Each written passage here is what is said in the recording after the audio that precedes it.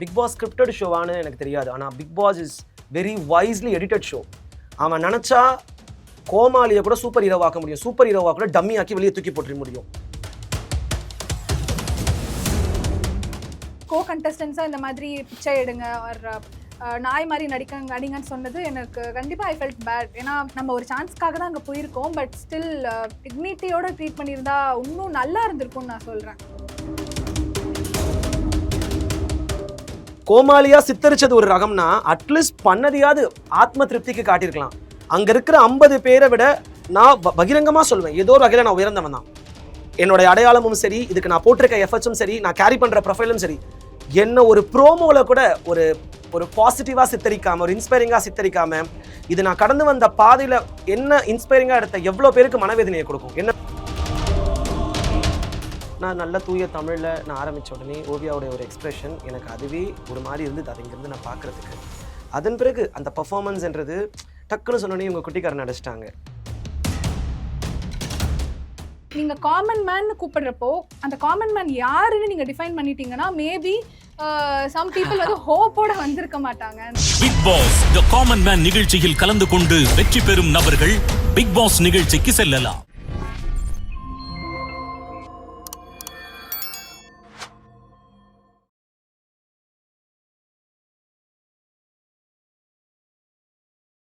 Provoke TV நேயர்கள் எல்லோருக்கும் அன்பான வணக்கங்கள். ஸோ ரீசெண்ட் டேஸாக வந்து இந்த காமன் மேன் ஷோ வந்து பயங்கரமாக போயிட்டுருக்கு. அதில் வந்து நிறைய பேர் வந்து செலக்ட் ஆகுறதும் சரி, ரிஜெக்ட் ஆகுறதும் சரி நிறைய பார்த்துட்ருக்கோம். அதில் ஒரு சிலர் வந்து ரிஜெக்ட் ஆகிட்டு அவங்களுடைய ஆதங்கங்கள், அவங்களுடைய விஷயத்தெல்லாம் சொல்லிட்டு இருக்காங்க. அதில் முக்கியமாக காமன் மேன் இஸ் ஃபேக் அப்படின்னு நிறைய பேர் ப்ரொக்ளைம் பண்ணிட்டு இருந்தாங்க. அதனால் வந்து அவங்களெலாம் மீட் பண்ணி நிறைய விஷயம் பேச போகிறோம். ஸோ நம்ம கூட நர்மதா அவர்களும் சுப்பிரமணியம் அவர்களும் இணைஞ்சிருக்காங்க. ஹை, எப்படி இருக்கீங்க? ரெண்டு பேரும்? ப்ரோ சூப்பரா இருக்கேன். ரெண்டு பேரும் சூப்பராக எப்படி இருக்கீங்க? Yes, I am good. But ஆனால் நீங்கள் மென்டலி ஸ்ட்ராங்காக இருக்கீங்களா ரெண்டு பேரும்? Trying to be. எனக்கு I think I am absolutely fine. And சொல்லுங்கள் சுப்பிரமணி, இப்போது நீங்கள் கூட உங்கள் ஷோ பார்த்தோம், உங்கள் எபிசோட் பார்க்கும்போதும் சரி, எல்லாருமே சொன்னதெல்லாம் பார்த்தோம். அதில் நீங்கள் ஒரு ப்ளே பண்ணீங்க, உங்கள் ஆப்போசிட்டில் அந்த கண்டஸ்டண்ட்டும் ஒரு ப்ளே பண்ணியிருந்தாங்க.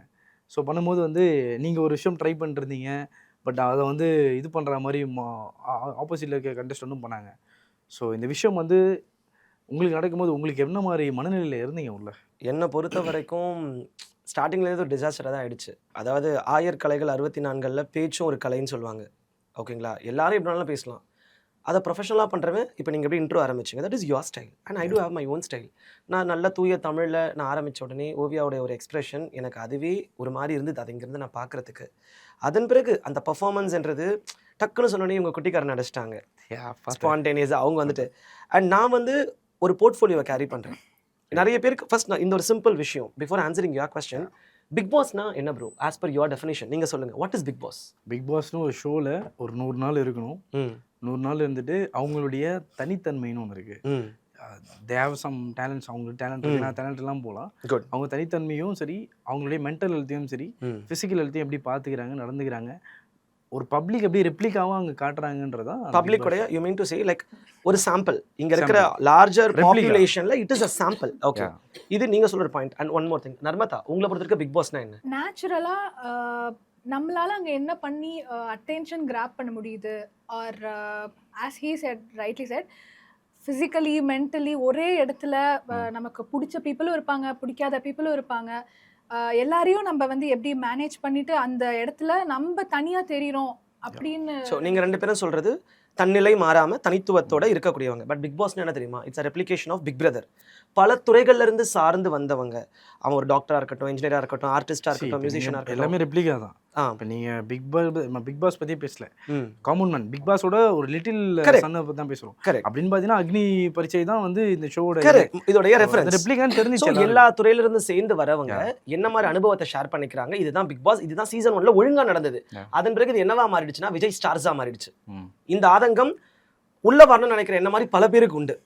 அதுக்கு கிடைச்ச ஒரு துடுப்பு தான் இந்த காமன் மேன். அப்போ நான் 10ஓட 11 இல்லாமல் நான் ஒரு போர்ட்ஃபோலியோவை கேரி பண்ணுறேன். ஒரு ஆண்டர்பிரனரா, ஒரு டேட்டா சயின்டிஸ்டா, ஒரு மோட்டிவேஷனல் ஸ்பீக்கராக நான் கடந்து வந்த பாதைகள், அந்த டிக்னிட்டியோட நான் வரணும். ஏன்னா நான் ஒரு காரணத்தோட தானே அந்த ஷோக்குள்ளே நான் வரேன். என் நிலை நான் மாறாமல் இருக்கணும். நீங்கள் எல்லாம் சொன்னீங்களா, தன்னிலை மாறாமல். நான் இதுக்குள்ளே போகணுன்றதுக்காக என் சக போட்டியாளரை இன்டரப்ட் பண்ணி அசிங்கப்படுத்தி என்னால் விளையாட முடியாது. எல்லாரும் அந்த 10 நிமிஷம் மேடைக்காக தான் வந்து நிற்கிறோம். உன் பர்ஃபார்மன்ஸை நீ காட்டி என் பர்ஃபார்மன்ஸை நான் காட்டுறேன். என்னால் ஆட முடியும், பாட முடியும், நல்ல இன்ஸ்பைரிங் கதைகள் சொல்ல முடியும், இல்லை மஞ்சுளா மாதிரி அங்கே ஒரு கேரக்டரை ப்ளே பண்ண மாயா முன்னாடி அதை ரெப்ளிகேட் பண்ண முடியும். இதை தான் நான் கையில் எடுக்க முடியும், அதை தான் நான் கையில் எடுத்தேன். பட் ஆனால் உங்கள் சைடில் வரும்போது அதான் முன்னாடி சொன்ன மாதிரி வந்து நீங்கள் உங்களுக்கு நடிக்க வரல அப்படின்னு சொன்னாங்க. நீங்கள் சொல்லிட்டீங்க சேனல் அக்கௌண்ட்னு சொல்லிட்டீங்க, பட் உங்களுக்கு நடிக்கவே வரல, இதெல்லாம் நடிப்பா அப்படின்னு சொன்னாங்க. ஸோ அந்த மனநிலையே ஒரு மாதிரி உங்களுக்கு அதை எப்படி எடுத்துக்கிட்டீங்கன்னு தெரில. பட் கமெண்ட் செக்ஷனில் பார்க்கும்போதும் சரி பாசிட்டிவான நோட்டும் இருக்குது, சம்டைம்ஸ் நெகட்டிவான நோட்டும் உங்களுக்கு இருக்குது, சரியாகவே நடிக்கல அப்படின்னு சொல்கிறாங்க. உங்களுக்கு எப்படி இருக்குது இது பார்க்க? ஃபர்ஸ்ட் வந்து கிளிப்பிங் வந்து கொஞ்சம் நிறையாவே கட் பண்ணிட்டாங்க. ஏன்னா என்ன நான் மீடியா ஃபீல்டில் இன்ட்ரெஸ்ட் இருக்குன்னு சொன்னதுக்கு நடிச்சு காட்ட சொன்னாங்க. ஸோ நான் அந்த ஃபுல் மூவி சீக்வன்ஸுமே நான் நடிச்சிருப்பேன். பெட்டராக பண்ணேனா இல்லையான்றது செகண்டரி. பட் அதை மொத்தமாக கட் பண்ணிவிட்டு even before I started acting அதை மட்டும் போட்டு ராஜு வந்துட்டு இதுக்கு பேர் நடிப்பே இல்லைன்னு சொன்ன மாதிரி இருந்தது. அங்கே என்னோட மனநிலை கொஞ்சம் கண்டிப்பாக எல்லாரும் ஒருத்தங்க நீங்கள் ஒரு விஷயம் ஈடுபட்டு செய்கிறீங்க, அதில் வந்துட்டு you are not fit for this அப்படின்னு சொல்லும் போதே கொஞ்சம் கஷ்டமாக இருக்கும்ல, அப்படி இருந்தது. But I bounced back. எனக்கு வந்துட்டு ஏன் அப்போ அவர் பண்ணது நடிப்பேன். ஏன்னா வந்து நான் ஒன்றும் இப்போ ஆக்டிங் ஆடிஷனில் போகல, you know for someone to test my acting skills. Big boss போகிறதோடைய நோக்கமே வேறு. ஆக்டிங்கிறது is one of the skills I possess. Media இண்டஸ்ட்ரியில் there are so many things. இப்போ நீங்கள் வந்து விஜயவாக இருக்கீங்க, ஆங்கரிங், சிங்கிங், ஆக்டிங், இந்த மாதிரி நிறைய நானும் பாடுவேன், எனக்கும் வந்துட்டு ஆங்கரிங் பண்ண ஆசை இருக்குது. There are so many other skills. அந்த ஒரு விஷயத்த நீங்கள் வந்துட்டு you are not fit for this அப்படின்னு வந்து சொன்னது வந்து கோவம் வந்தது. ஆக்சுவலி மனசு ஃபீல் பண்ணல. நீங்க ஆப்போசிட்டாவே ஒரு பதில் சொல்லிட்டீங்க, ஏன் நீங்க பண்றலாம் அப்புறம் ஆக்டிங்கா அப்படின்னு. இந்த இடத்துல வந்து ஸ்லாஷ் போட்டு நீங்க பண்றதுலாம் ஜட்ஜிங்கா அப்படின்னு தான் சொல்லிடணும்னு நினைக்கிறேன். ஸோ அதை நிறைய பேர் வந்து கமெண்ட் செக்ஷன்ல சொன்னாங்க. ஆமா, நான் நிறைய அங்க சொல்லியிருக்கணும்னு நினைக்கிறேன். இப்போ வந்து கமெண்ட் செக்ஷன்லாம் பாக்குறப்போ இதை கூட நான் அங்க சொல்லியிருந்திருக்கலாமோ அப்படின்னு ஃபீல் ஆகுது எனக்கு.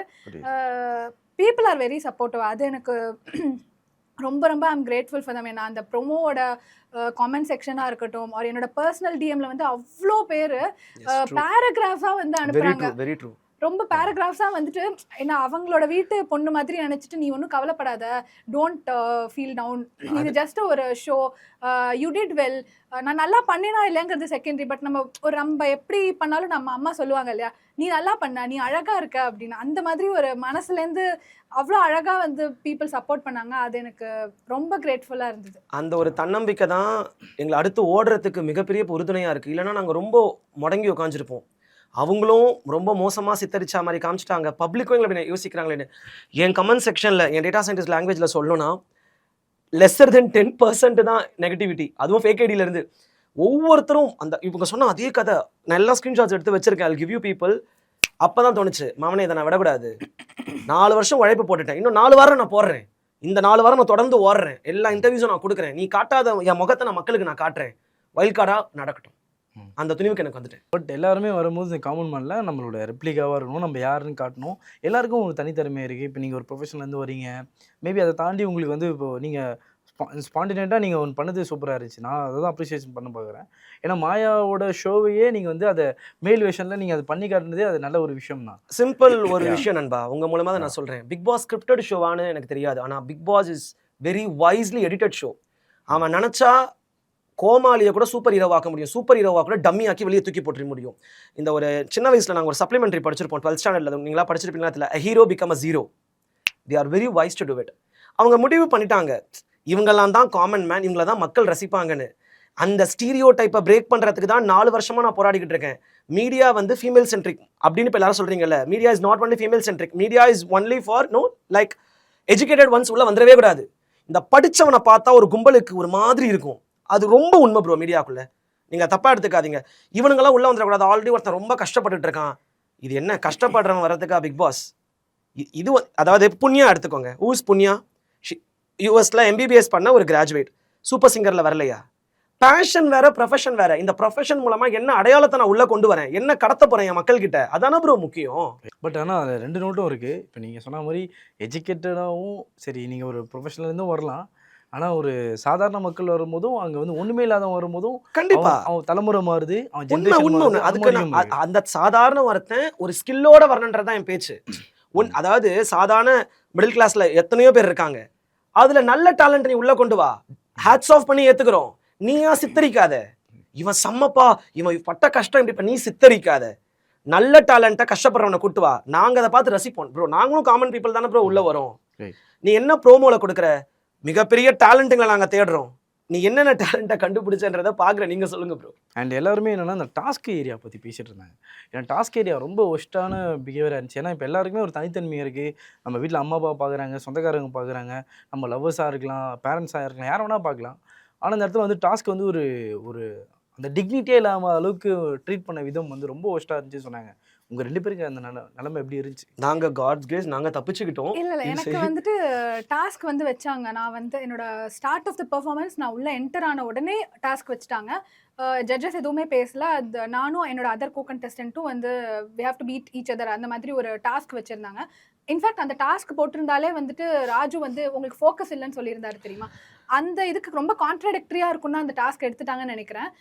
ஒரு ஷார்ட்டா எக்ஸ்பிளைன் பண்றேன். அந்த டாஸ்க் ஒரு பவுல்ல வந்துட்டு 2 கலர்ஸ் ஆஃப் பால்ஸ் இருக்கும், கிரீன் அண்ட் ரெட். கொஞ்சம் தூரம் தள்ளி எனக்கு ஒரு எம்டி பவுல், அவங்களுக்கு ஒரு எம்டி பவுல் இருக்கும். அவங்க 2 பேரும் எனக்கு கொடுக்கப்பட்ட கலர் பால்ஸை வந்து சாப்ஸ்டிக்கை வச்சு அந்த பவுல்லேருந்து எடுத்து அதர் பவுலுக்கு ட்ரான்ஸ்ஃபர் பண்ணணும். அது வந்து பவுல் வந்து அந்த பால் ரொம்ப ஸ்லிப்பரியாக இருக்கும், பெயிண்டடில் இருக்கிறதுனால சாப்ஸ்டிக்ஸை மட்டும் வச்சு நம்ம கீழே போடாமல் பண்ணணும். போட்டால் திரும்ப ஃபர்ஸ்ட்லேருந்து ஸ்டார்ட் பண்ணணும். ஸோ இது ஒன்றும் பெரிய டாஸ்க்கெல்லாம் நான் சொல்ல வரல. பட் கண்டிப்பாக it requires some focus and concentration and stability. கண்டிப்பாக நம்ம கை எவ்வளோ ஸ்டேபிளாக இருக்குங்கிறதுலாம் இருக்குது. அது பண்ணணும். ஆக்சுவலி நான் even before the buzzer ended நான் 2 பால்ஸ் எடுத்து போட்டேன். அந்த டாஸ்க்கு அவங்க ரிமூவ் பண்ணிட்டாங்க கிளிப்பை. அதை போட்டிருந்தா கூட எனக்கு வந்து உங்களுக்கு ஃபோக்கஸே இல்லைன்னு சொல்லியிருந்தாரு தெரியுமா. அதுக்கு வந்துட்டு எனக்கு ரொம்ப கான்ட்ராடிக்டரியா இருந்திருக்கும். ஏன்னா நான் ஃபோக்கஸோட தான் அந்த டாஸ்கே பண்ணேன். டாஸ்கே வரலையா? இல்ல ஆக்சுவலாக 2 டாஸ்க்கு தான் வந்துச்சு நினைக்கிறேன். ஒன்று சேரு, இன்னொன்று பஸ். ஓ, இவங்க சொல்றது என்னன்னா ஆன் ஸ்டேஜ் டாஸ்க். நீங்க கேக்குறது அந்த மேஜர் டாஸ்க் கேக்குறீங்களா? அந்த கதைக்கு நான் வரேன். அந்த ஆன் ஸ்டேஜ்ல வந்து இந்த நாய் மாதிரி நடிக்க ஓ, சொன்னாங்க. அத கேக்குறீங்களா? நீங்க ஃபர்ஸ்ட் கொடுக்கப்பட்ட டாஸ்க் டெலிகாஸ்ட் ஆகாத டாஸ்க் கேக்குறீங்களா? நான் டெலிகாஸ்ட் ஆனது அது I felt really bad for. அந்த மாதிரி எனக்கு எதுவும் ட்ரீட் பண்ணப்படல. ஜஸ்ட் வந்து இந்த மாதிரி ஆக்டிங் இது அதுதான் வந்து டெலிகாஸ்ட் ஆச்சு. ஜஸ்ட் தட் ஃபுல் கிளிப் வரல. அண்ட் ஆனால் மற்ற என்னோட ஃப்ரெண்ட்ஸை வந்து ஃப்ரெண்ட்ஸ் ஆஸ் அண்ட் கோ கண்டஸ்டன்ஸாக இந்த மாதிரி பிச்சை எடுங்க ஒரு நாய் மாதிரி அடிங்கன்னு சொன்னது எனக்கு கண்டிப்பாக ஐ ஃபெல்ட் பேட். ஏன்னா ஃபைன், நம்ம ஒரு சான்ஸ்க்காக தான் அங்கே போயிருக்கோம். பட் ஸ்டில் அந்த டிக்னிட்டி நீங்கள் சொன்ன அந்த எக்ஸாக்ட் வேர்ட் தான், டிக்னிட்டியோட ட்ரீட் பண்ணியிருந்தா இன்னும் நல்லா இருந்திருக்கும்னு நான் சொல்கிறேன். அண்ட் டிவி ஷோஸில் அதை எதிர்பார்க்க நம்ம பேசலாம் டிபேட்டுக்கு, பட் எண்ட் ஆஃப் தி அதெல்லாம் எதிர்பார்க்க முடியாது. 9 சீசன் பார்த்துட்டு தானே அது வேணும்னு உள்ளே போகிறோம். பார்க்காத கொடுமைகளா? அதுக்கெல்லாம் மென்டலி ரெடி ஆகி தான் நாங்கள் உள்ள போகிறோம். வந்து உள்ளே போனதுக்கு அப்புறம் இந்த மாதிரி பண்ணுறதுலாம் பார்க்குறோம். உள்ளே போனதுக்கு அப்புறம் அதுக்கு அதான பரீட்சை. ஆனுவல் எக்ஸாமுக்கு முன்னாடி இத்தனை லெவல் ஆஃப் எக்ஸாம்ஸ் எழுதுறோம்ல, அந்த விஷயத்தில் நிறைய பேர் கான்ட்ரவர்சி சொல்லலாம். ப்ரொடக்ஷன் வந்து சரியில்லை, இவங்க வந்து இப்படி டாஸ்க் கொடுத்துட்டாங்க. அதில் நான் அவங்களை எதுவும் அக்யூஸ் பண்ண மாட்டேன். இதெல்லாம் தெரிஞ்சு தான் எல்லாரும் உள்ளே போகிறது. அதனால ஐ யூஸ் டு இட். அண்ட் உள்ளே வந்து சக கண்டஸ்டன்ட் எல்லாரும் பேசினது என்னன்னா, எல்லாருமே வந்து உள்ளுக்குள்ளே சில விஷயம் பேசிட்டாங்க. இங்கே என்ன பண்ண போகிறோம்னு தெரியாத வந்து சரி பேர் இருக்காங்க. இனி இங்கே என்ன பண்ண போகிறோம், என்ன பெர்ஃபார்ம் பண்ண போகிறோம், என்ன பண்ணுறதுன்னு தெரியாமல் யூனிக்காக தெரியணும்னு சொல்லி அவங்கவுங்க தங்களுக்குள்ளே சில விஷயத்த மாற்றிக்கிட்டாங்க. அதில் மெயினாக மட்டும் நைட்டி அக்கான்றவங்க கூட என்ன பண்ணாங்கன்னா, அவங்க வந்து வரும்போதே வந்து இதை நான் மாற்றிக்க போகிறேன், தனியாக தெரியுறேன், நான் இது மாதிரி பண்ண போகிறேன் அப்படின்னு சொல்லி வந்ததெல்லாம் பார்த்தோம். அதுதான் பக்கத்தில் இருக்க கண்டஸ்டன்ட்டும் அந்த கம்ப்ளைண்டாகவே சொன்னாங்க. ஸோ இந்த மாதிரி உள்ளுக்குள்ளேயே நீங்கள் பேசிட்டீங்களா, இது மாதிரி பண்ணலாம், இது மாதிரி பண்ணக்கூடாதுன்னு? இல்லை, என்னன்னா அவங்க இந்த விஷயத்தில் நான் விஜய் டிவி ரொம்ப பாராட்டணும். ப்ரோட்டோகால்ஸ் ரொம்ப அழகாக நேர்த்தியாக அவங்க ஃபாலோ பண்ணாங்க. பேக் எண்டில் ஒருத்தருக்கு ஃபேவரிசம் நடக்கல, அதெல்லாம் நமக்கு தெரியாது. ஆன் கேமரா ஆன் ஷோவில் நான் பார்த்ததை சொல்கிறேன். ஒரு ஃபோனு வாட்ச் எதுவுமே கிடையாது. ஒருத்தரோட பேசக்கூடாதுன்ற ப்ரோட்டோகால்ஸ் இருந்துச்சு. அதை தாண்டி எல்லாரும் பேசணும்னு வச்சுக்கோங்களேன். பட் என்ன நடக்குதுன்றது யாருக்குமே தெரியாது. ஒருத்தருக்கு ஒரு ஷோ முடிச்சிட்டா கூட அவங்களை அப்படியே பேக்கப் பண்ணி அனுப்பிடுவாங்க. அந்த ஒரு இன்ட்டு குர்ரா அந்த கான்செப்ட் கிடையாது. அது வந்து ஃபார் ஷுர். அதனால பேசி வச்சுக்கிட்டு நான் இப்படி தான் பண்ண போகிறேன், அடுத்து என்னன்றது யாருக்கும் தெரியாது. பஸ் கேமா தெரியாது, சேர் கேமா தெரியாது, ஜட்ஜஸ் கிட்ட வந்து அவங்க கேள்வி கேட்க போகிறாங்களா, டாஸ்க் கொடுக்க போகிறாங்களா தெரியாது.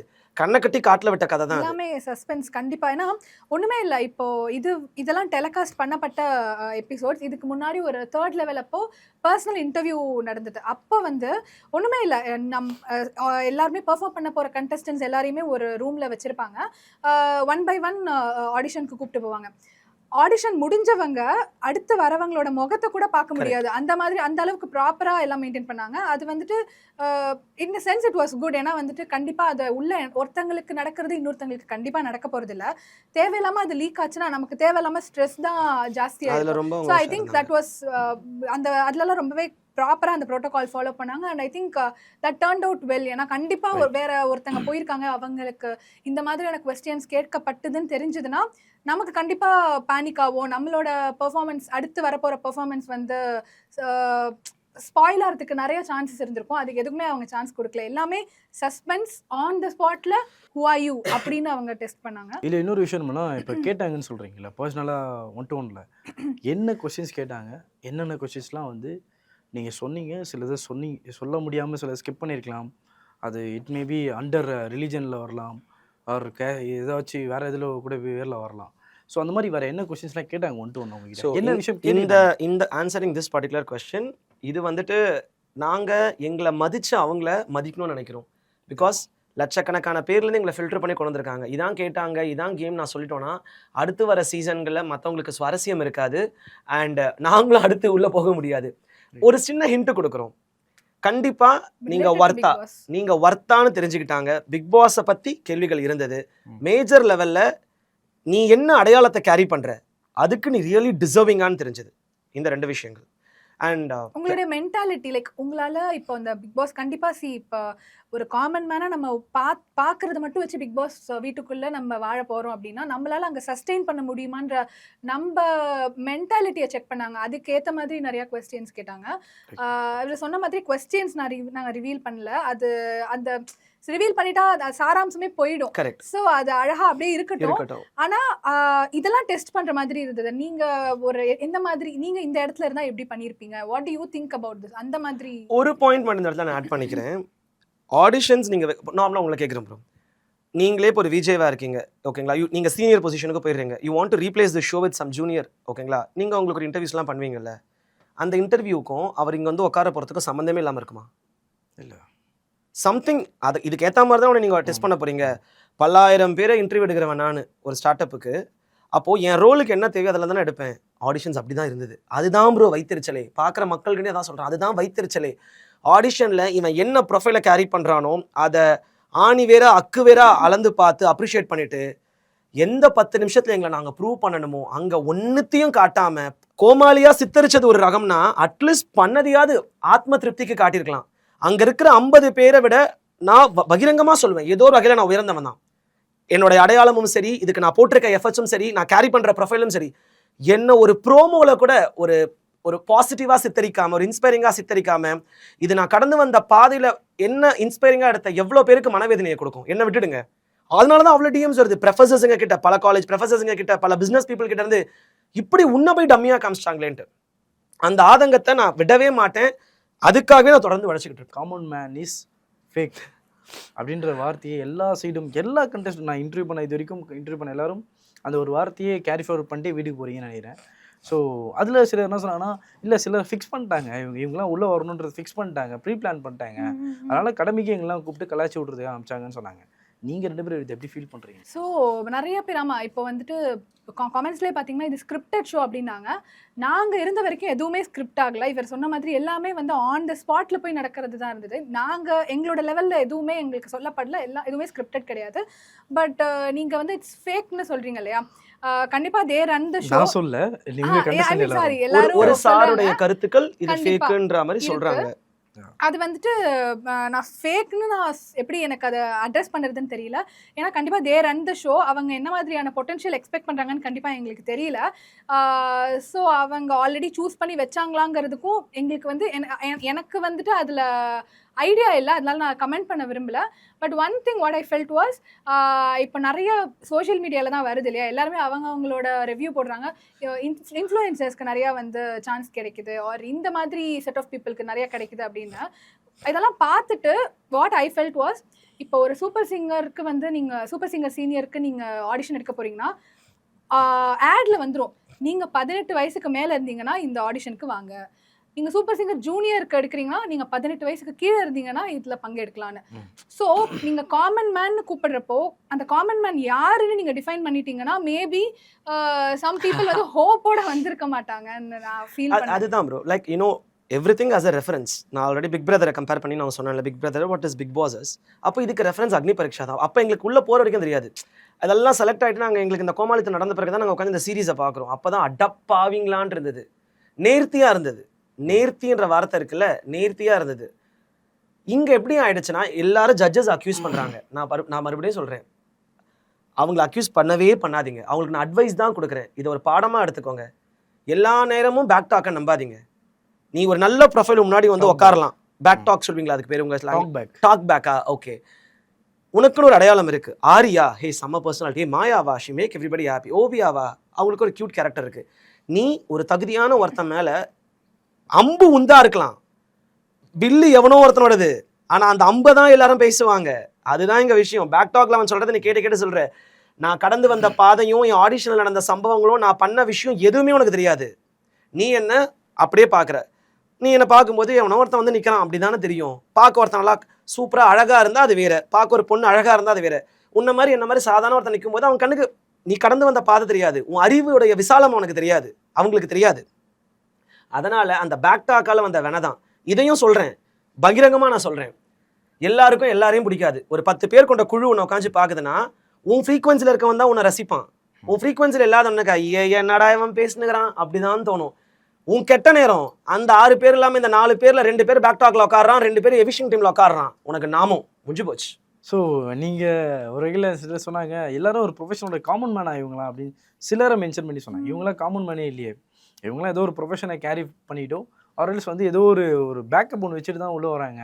அவங்க மேபி ப்ரொஃபஷனை வெளிப்படுத்தலாம், பட் ஆனால் காமன் மேனுன்றவங்க ஒரு ஆட்டோ ஓட்டுறவரும் இல்லை ஒரு கானா பாட்டு பாடுறவங்களும் இல்லை ஒரு சாதாரண ஒரு ஒரு இதுவாக இருக்கவங்களும் அப்படின்னு தான் சொன்னாங்க. ஸோ இதை நீங்கள் எப்படி பார்க்குறீங்க? உங்கள் பாயிண்ட் ஆஃப் எப்படி வரைக்கும்? ஏன்னா நீங்கள் சார்ட்டர்ட் அக்கௌண்டிங்னு சொல்கிறீங்க, நீங்கள் டேட்டா சயின்டிஸ்ட்னு சொல்கிறீங்க. ஸோ உங்களுக்கு எல்லாருக்கும் தெரியும் டேட்டா சயின்டிஸ்ட் எவ்வளோ சம்பளம் வாங்குறான்ற வரைக்கும் எல்லாருக்கும் தெரியும். ஒரு சார்ட்டர்ட் அக்கௌண்டோட சேலரி என்னன்றதும் எல்லாரும் பொதுவாகவே கூகுள் சர்ச் கூட பண்ணி பார்த்துக்கலாம். இதில் நீங்கள் இது எப்படி பார்க்குறீங்க? Okay, you answer. இல்லை, ஆக்சுவலாக வந்துட்டு இப்போ வந்து காமன் மேன்னா யாருன்னா, என்ன என்னோட வாழ்க்கையில வந்து 1000 பேருக்கு என்ன தெரிஞ்சிருந்தாலே பெரிய விஷயம். என்னோட லைஃப்ல இன்னி வரைக்கும் என்னோட ரிலேட்டிவ்ஸ்க்கு தெரியலாம், என்னோட ஸ்கூல் பீப்புளுக்கு தெரியலாம், என்னுடைய ஃப்ரெண்ட்ஸ் ஆர் கொலீக்ஸ், இந்த மாதிரி பீப்புளுக்கு தான் எனக்கு தெரியலாம். I think common man is someone, அவங்களுடைய அடையாளம் வந்து எல்லாராலையும் தெரிஞ்சிருக்காது அவங்களுக்கு முன்னாடி. இவங்க யார்? இப்போ ஃபார் எக்ஸாம்பிள் நம்ம மிஸ்டர் ராஜுவே எடுத்துக்கலாம். ராஜுனா அவர் தெரியும், அவர் வந்து பிக் பாஸ்ல இருந்திருக்காரு, அதுக்கு முன்னாடி சீரியல்ஸ் நடிச்சிருக்காரு, குக் வித் கோமாளியில் இருந்திருக்காரு, ஒரு படம் பண்ணியிருக்காரு, அந்த மாதிரி இருக்கு. மாயானா தெரியும், ஒரு படத்தில் நடிச்சிருக்காங்க, பிக் பாஸ்ல வந்திருக்காங்க, எல்லாமே தெரியும். ஆனால் நான் அங்கே போய் நிற்கிறேன்னா, even if I have backup, என்ன அங்கே யாருக்குமே தெரியாது, நான் ஒரு புது முகம். அதனால நான் ஒரு காமன் மேன் தான் சொல்லுவேன். அண்ட் பேக்கப் நான் வச்சிருக்கேன்னா வந்துட்டு அது என்னோட ப்ரொஃபஷன் கண்டிப்பாக. ஏன்னா எனக்கு ஆடியன்ஸ் சொன்ன பாயிண்ட் ஆஃப் வியூ வந்து இவங்கலாம் காமன் மேன்ல அண்டர்ல வர மாட்டாங்கன்னு சொன்னாங்க. ஆமா, ஏன்னா எனக்கு வந்துட்டு I wanted to be wise. நான் வந்து நான் ஸ்கூல்ல நல்லா படிப்பேன், அகாடமிக்லி வந்து ஐ வாஸ் குட். ஸோ எனக்கு கண்டிப்பா அதையும் விட்டுடக்கூடாது. அண்ட் என்னோட ஃபேமிலி ரொம்ப கன்சர்வேட்டிவான ஃபேமிலின்றதுனால அகாடமிக்லி ஸ்ட்ராங் ஆகிட்டு நான் முதல்ல ஓகே நான் என்னால் முடியும், இப்போ என்னால் என்னை பார்த்துக்க முடியும் இண்டிபெண்ட்டாக, இப்போ நான் எனக்கு பிடிச்சதை தான் ட்ரை பண்ணி பார்க்குறேன், கிளிக் ஆகுதான்னு அந்த ஒரு ஷூரிட்டி கொடுக்கறதுக்காகவாது எனக்கு தேவைப்பட்டது. ஸோ அதனால் நான் வந்து எனக்கு இதை பேக்கப்னு சொல்கிறீங்களா என்ன எப்படி சொல்கிறீங்கன்னு எனக்கு தெரியல.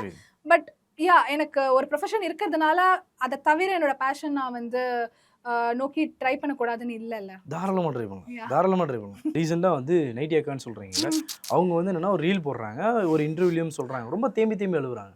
அவங்களால முடியல, எனக்கு போதும், எனக்கு கலாய்க்காதீங்க, என்ன இது பண்ணாதீங்கன்னு. ஒரு பாயிண்ட் நான் சொல்லணும். அதாவது இந்த ஷோவில் ஜெயிக்கிறன்றதை தாண்டி நிறைய உறவுகளை நான் சம்பாதிக்கணுன்ட்டு தான் நான் வந்து என் ஃபீல்டில் நான் ஐயில் போக நான் தனியாயிட்டேன். நான் ஒரு காமனாக இருக்குன்ற வாழ்க்கைக்கு தான் நான் வந்தேன். அப்படி கிடச்ச நல்ல சொந்தங்கள் ரொம்ப நாள் கழித்து வாய் நிறைய அக்கா நான் கூப்பிட்டேன்னா காமாட்சி அக்கா அண்ட் நைட்டி அக்கா. ஏன்னா இவங்கெல்லாம் ஒன்றா தான் உட்காந்துருந்தோம். இந்த பர்டிகுலர் கேரக்டருக்குள்ள எவ்வளோ ஒரு ஃபன்ஃபில்டு கேரக்டர் இருக்குன்றத பக்கத்துல இருந்து நான் பார்த்தவன். என்னால் அந்த நெகட்டிவிட்டி அவங்களுக்கு கிடைக்கிறத ஜீர்ணிச்சிக்க முடியல.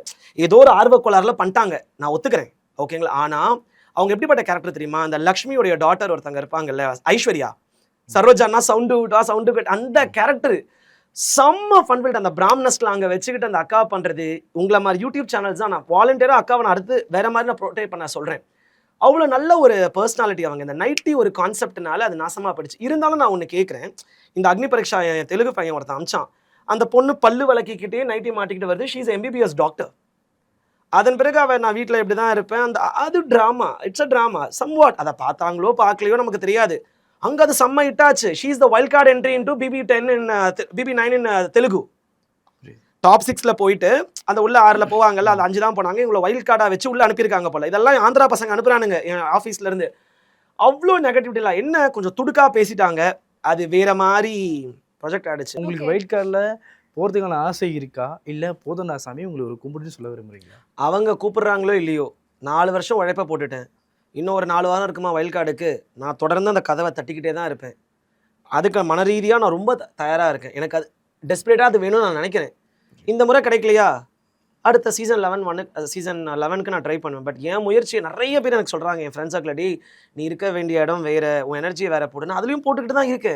என்னால் இதை கிவ் அப் பண்ண முடியல. உங்களுக்கு எப்படி இருக்கு நர்மதா? எனக்கு வந்துட்டு மைண்டில் எதுவும் ஃபிக்ஸ் பண்ணிக்கல, வந்தால் அப்போ பார்த்துக்கலாம் அப்படிங்கிற மாதிரி தான் இருக்கு. நான் எதுவும் ஹோப் வச்சுக்கல, பட் வந்தால் கண்டிப்பாக அப்போது டிசைட் பண்ணிக்கலாம் அப்படின்னு. நான் ஆனால் வந்து போகக்கூடாது அப்படிங்கிற மாதிரியெல்லாம் எனக்கு எதுவும் வந்து மென்டலி அந்த மாதிரிலாம் இல்லை. I am completely fine and பார்த்துக்கலாம். அப்போது சான்ஸ்னு கூப்பிட்டாங்கன்னா கண்டிப்பாக அப்போ டிசைட் பண்ணிப்பேன். Thank you so much. கண்டிப்பாக வந்து இந்த பயணம்னாலும் உங்களுக்கு பயணங்கள் தொடரும். கண்டிப்பாக எனக்கு தெரிஞ்சு நீங்கள் நல்ல இடத்துக்கு வருவீங்க. நல்ல முக்கியமான ஆட்களே உங்களை கூப்பிடுவாங்கன்னு நினைக்கிறேன். உங்கள் நேரத்துக்கு நன்றி. Thank you so much. Thanks a lot bro. Thanks a lot. Thank you.